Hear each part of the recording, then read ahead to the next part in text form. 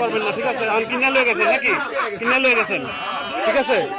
কিনে নিছেন, ঠিক আছে, যান।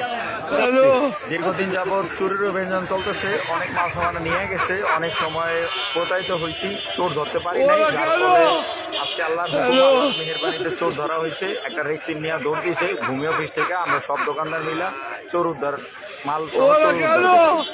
চোর ধরা পড়ছে।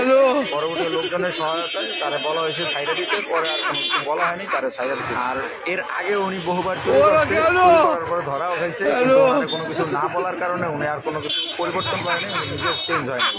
আর এর আগেও বহুবার উনি চুরি করছে।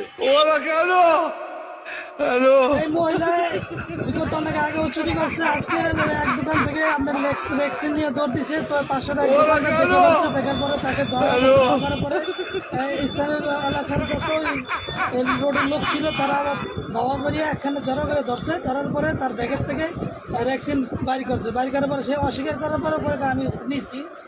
এর আগেও আরও ঘটনা ঘটাইছে। এই মহিলা বাস্তবে অনেক চোর, অনেক বাটপার, আর মানুষেরা অনেক কিছু চুরিদারি করে, আর মানুষকে বাকিটাকে নিলে দেয় না।